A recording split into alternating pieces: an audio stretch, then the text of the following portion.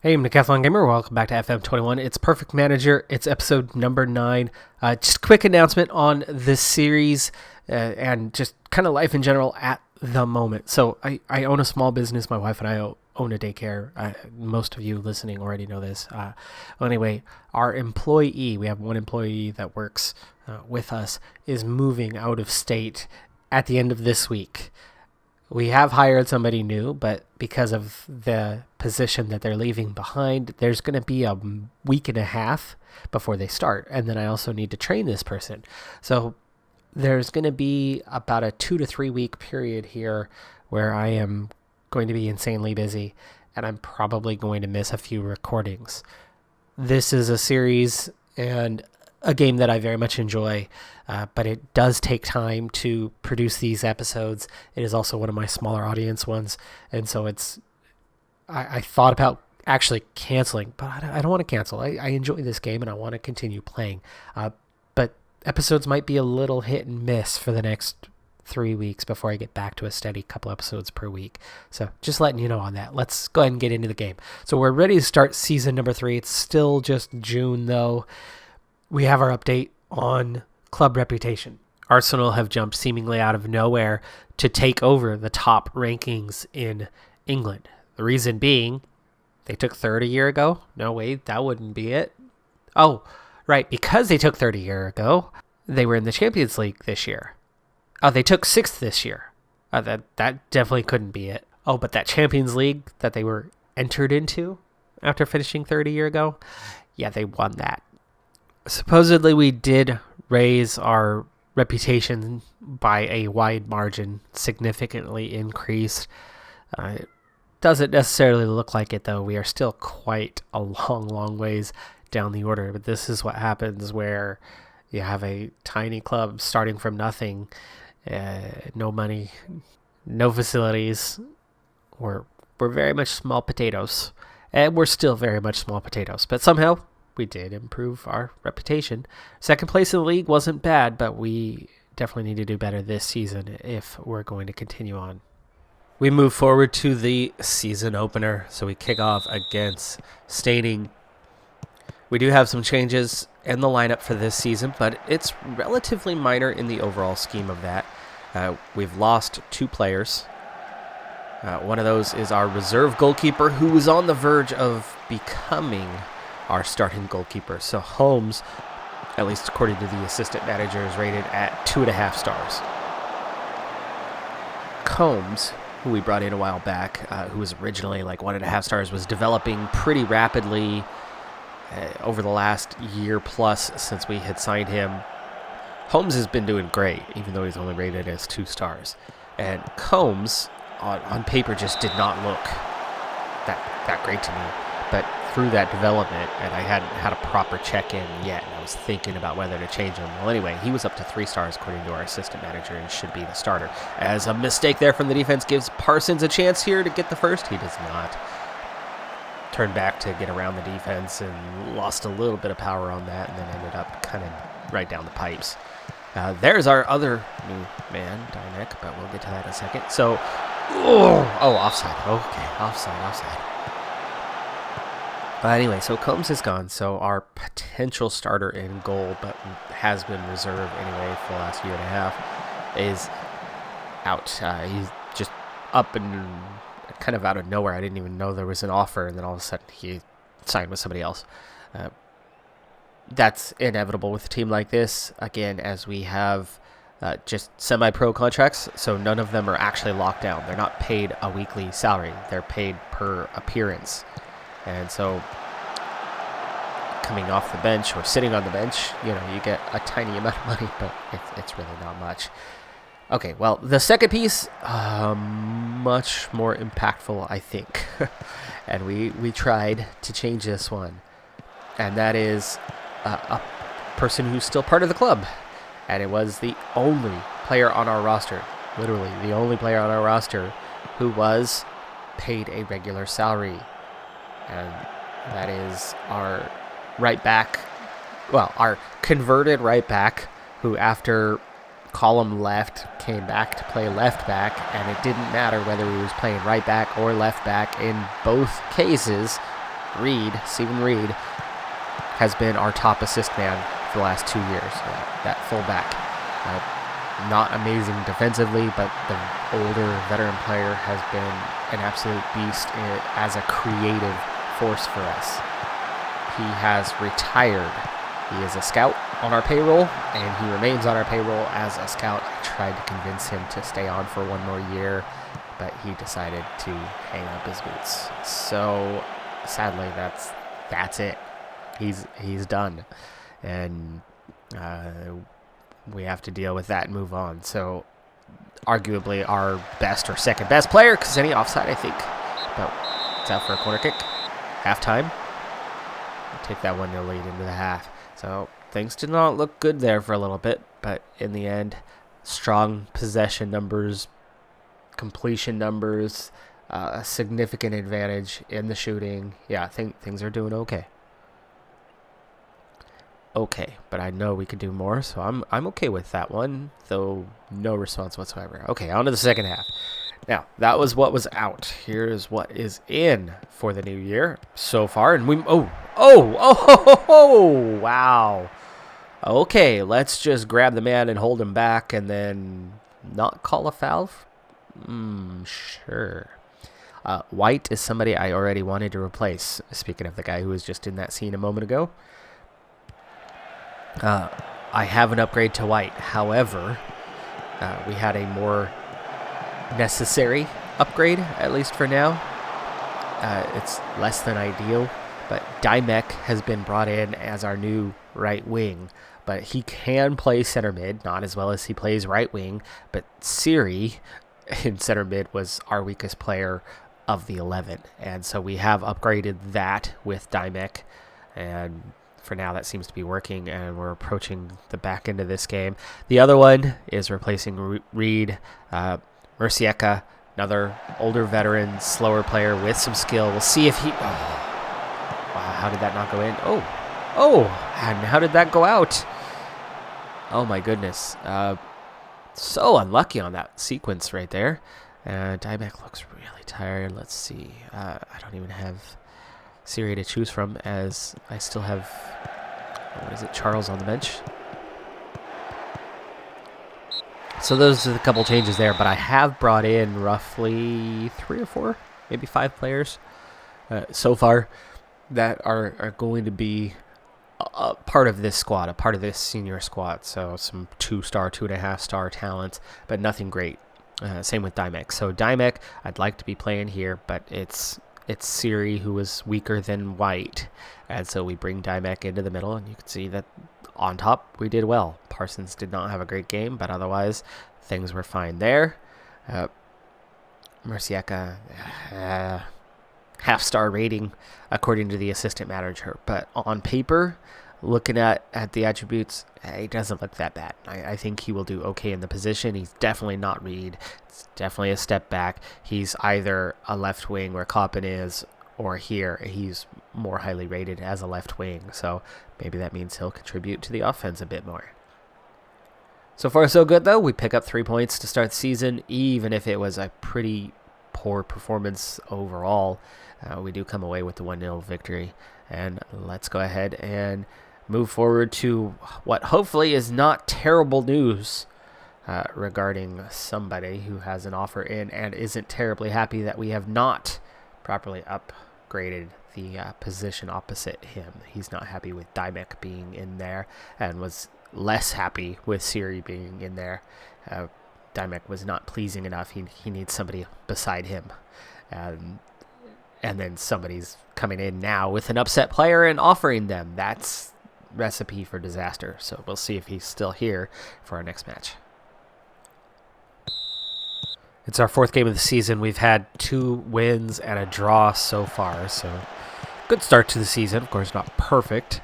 And it does not have us in the league lead. There are a couple of teams that have won all 3 of their matches early on. But we're certainly in good shape. Also, and that certainly did not look offside, but we get called for it anyway. That's okay. We are in early control of this one. Oh, nice through ball. And Kazeni yanked down in the box. Noah Coppin's going to step up to take the penalty for this one. Let's see how he does. Oh, bangs it off the post, and the keeper was nowhere. Keeper was standing pat. Oh, unfortunate.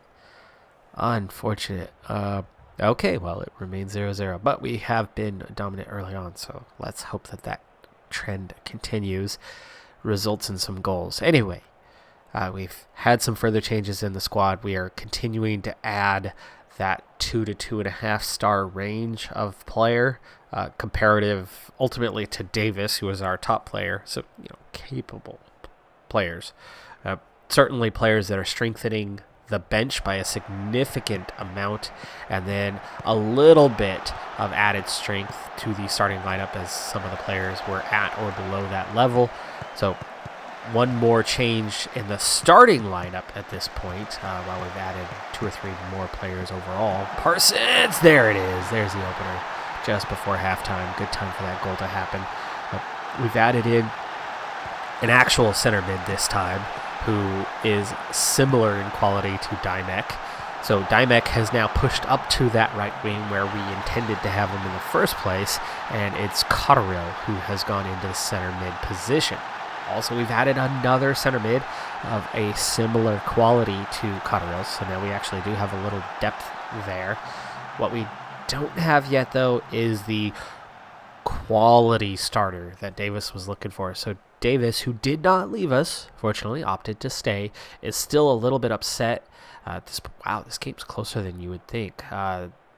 It's rather unfortunate we missed that penalty, considering how tight this match is. Yes, we have a goal, but that missed penalty by Coppin at the moment could come back to bite us.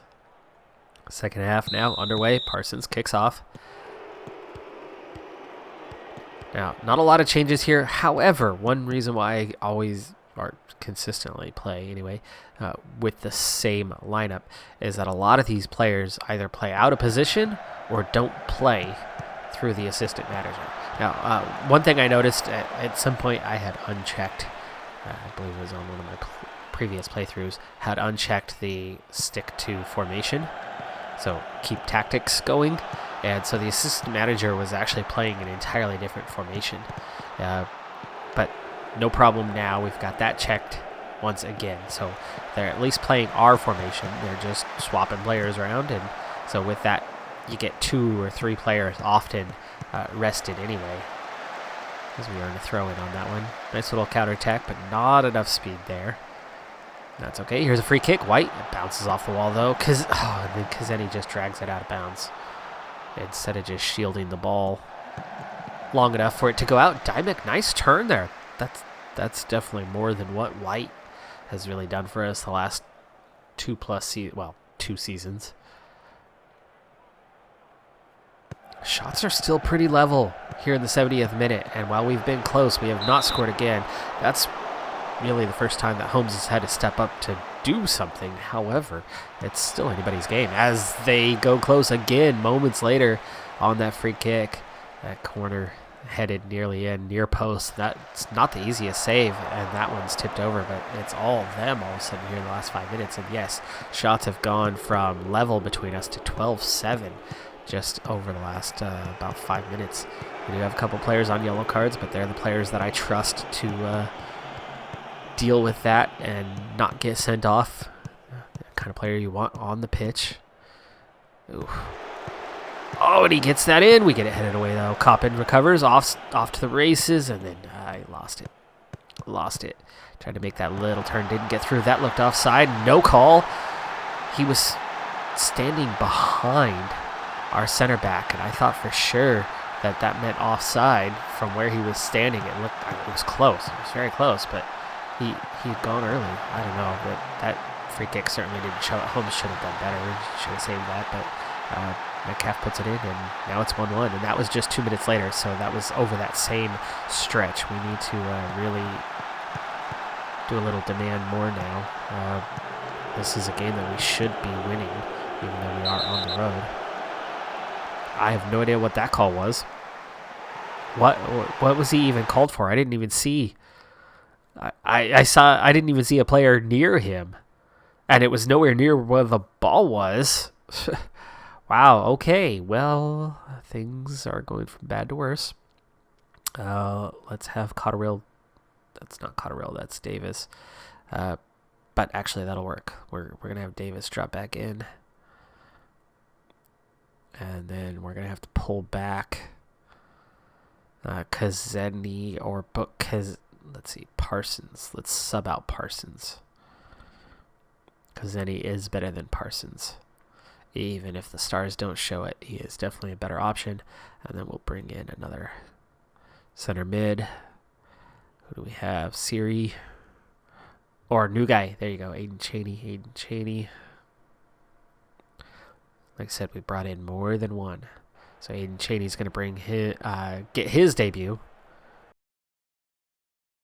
Bad throw in there, and we give it away. Oh, and another terrible tackle. This could be a straight red. It is! Oh my goodness. 2 red cards in less than 10 minutes. I want to say screw you, ref, but that looked deserved. That looked very deserved. And it was Shane White who had just moved in. So it's the same position.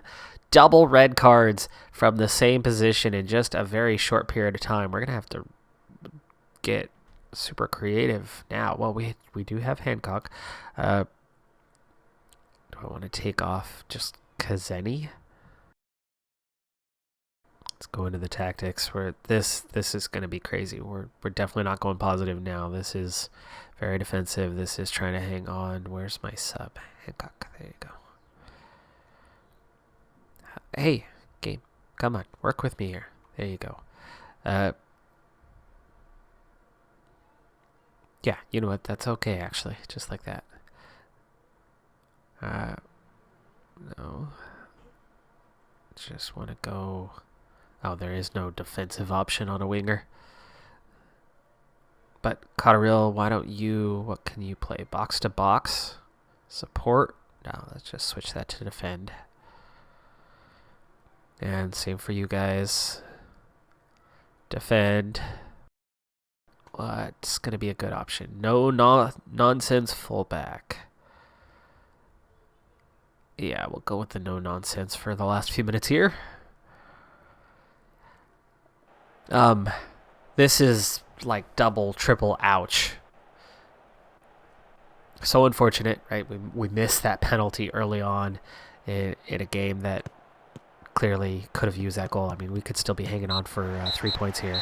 Wow, no highlights. So the ultra defensive finished the game off.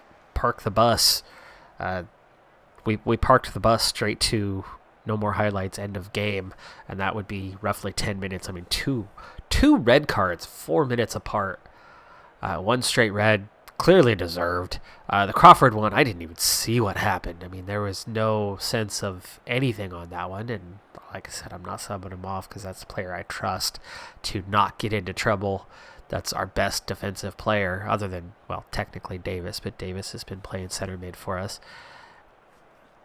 We hang on to the point at least, but that was rough. And I mean, how much of that is down to the ref? Because look who's getting in all the trouble, and you know, it was 17-17 on fouls. What about that suggests that we are awful? But that last call, definitely justified. The other one, I have no idea. So I really can't say much. Let's, I suppose, go with the unlucky. After winning the first 2 matches of the season, we've now drawn 4 straight. Now, of course, the double red has impacted that because we've had suspensions as a result. Our last game was total domination and finished 0-0. So even with a couple weaknesses, a couple holes in defense, they still did absolutely nothing against us. But we managed to go goalless ourselves.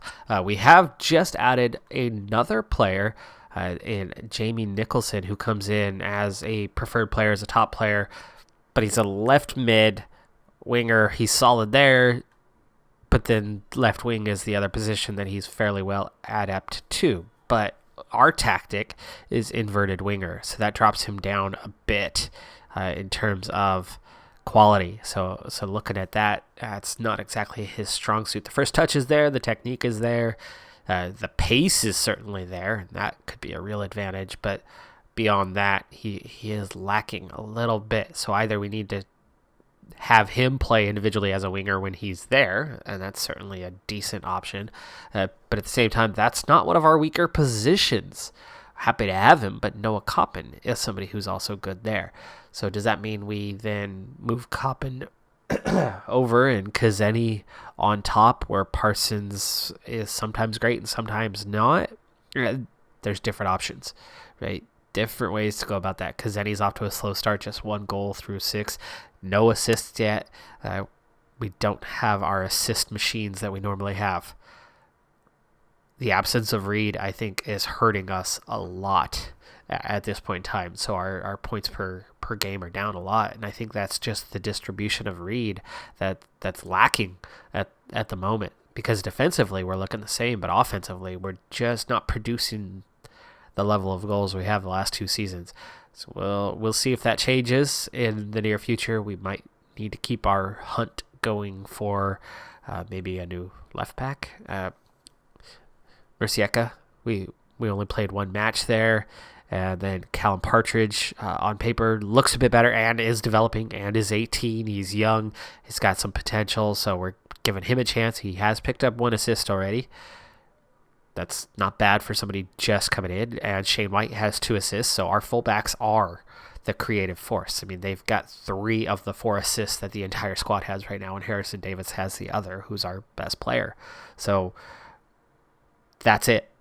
That's it for distribution as a team. A lot of this is just happening individually on putting things away, and that's difficult. Harrison Davis went from slightly unhappy now to full-on unhappy, so that's a little worrying because you can see he's a full star and a half better than our next best player. So if he leaves, of course, the rankings ability of the team is going to change drastically because it's always internally based. So it's based off of your high mark. Davis is that high mark, and he's so much better than everybody else, according to the assistant manager, that we have nothing better than 3.5 stars. You remove him from the equation, and you're looking at either Nicholson, Crawford, or Haynes as your high mark, and then we'd see a completely different distribution of the stars. That's all estimation, and it's down to an assistant manager who really does not evaluate players well. So I really do need to keep in mind that if I want to be successful here, I can't rely too heavily on that, and I need to take time, position by position, and go in and chart the players and look, compare them, and that's how Mercieka got pushed off, and he's got speed, and that's it. And then we went into Partridge, who's a little slower, but has a little more skill, a little more adept at literally every other category, but still not great. Left back, obviously the biggest weakness right now in the squad. Be nice to have Nicholson or Koppen if either of them were capable, because then I can get both those guys on the pitch at the same time, and maybe I'll have to look into that as being an option, because we certainly need to upgrade that left back position. Otherwise, team's looking relatively good. We're just having a bit of a bad run of form. Part of that was we played a difficult team on the road, got a draw. Got unlucky, had a draw. Got crazy unlucky and had 2 red cards and survived and still got a draw, but then had the follow-up match where suspensions took out a couple of key players, and we were still unlucky to not get the win in that one. So it's not too bad at this point, but we're certainly not off to the start we wanted for this season.